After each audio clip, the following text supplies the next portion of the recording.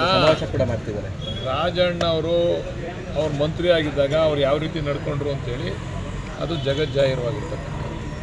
ಅವ್ರ ಭಾಷೆಗಳು ಯಾವ ರೀತಿ ಇತ್ತು, ಅವ್ರ ನಡವಳಿಕೆಗಳು ಯಾವ ರೀತಿ ಇತ್ತು ಅಂತಕ್ಕಂಥದ್ದು. ಈಗ ಮಾತು ಮನೆ ಕೆಡಿಸ್ತು, ತೂತು ಒಲೆ ಕೆಡಿಸ್ತು ಅಂತ ಗಾದೆ ಇಲ್ವಾ?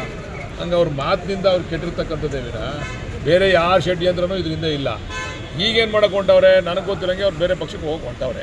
ರಾಜಣ್ಣವರೇ ಸರ್, ರಾಜಣ್ಣ BJP ಪಕ್ಷಕ್ಕೆ ಈಗಾಗಲೇ ಅರ್ಜಿ ಹಾಕ್ಕೊಂಡವ್ರೆ, ಹೊರಡಕ್ಕೆ ಹೊಂಟವ್ರೆ. ನಮ್ಮ ಮೇಲೆ ಗೂಬೆ ಕುಂಡಿಸ್ಬೇಕು, ನಮ್ಮ ನಾಯಕರ ಮೇಲೆ ಗೂಬೆ ಕುಂಡಿಸ್ಬೇಕು.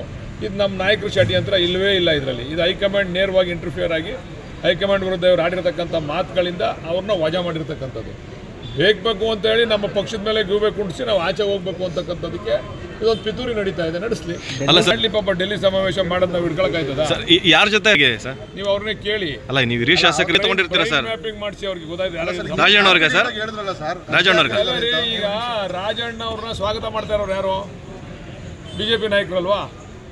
BJP ನಾಯಕರು ರಾಜಣ್ಣ ಅವರು ಒಂದು ಮಾತು ಹೇಳೋರು, ನನಗೆ ಯಾವ ಪಕ್ಷದ ಅವಶ್ಯಕತೆನೂ ಇಲ್ಲ ಅಂತೇಳಿ. ಅಲ್ಲ, ಯಾರ್ದು ಬ್ರೈನ್ ಮ್ಯಾಪಿಂಗ್ ಯಾರ್ದಾಗಬೇಕು ಸರ್? ರಾಜಣ್ಣ ಅವರು ಯಾರ ಜೊತೆ ಸಂಪರ್ಕದಲ್ಲಿ ಅವ್ರೆ ಅಂತ ರಾಜಣ್ಣ ಅವರು ಗೊತ್ತಾಗಬೇಕಾರೆ ಅಂದ್ರೆ ಇನ್ನೂ ಸರಿ ಹೇಳ್ಬೇಕು. ಅಲ್ಲ ಸರ್, ನೀವು ಕಾನ್ಫಿಡೆಂಟ್ ಆಗಿ ಹೇಳ್ತಾ ಇದ್ದೀರಾ. ಅದಕ್ಕೆ 100 ಭಾಗ ಇನ್ನು ಸ್ವಲ್ಪ ದಿವಸ ಕಾಯ್ದು ನೋಡಿ. ನಮ್ಮ ಸರ್ಕಾರ ಇಲ್ಲದೆ ಹೋಗಿ ಹಿಡಿದು ಹೊಂಟೋಗ್ಬಿಡೋರು.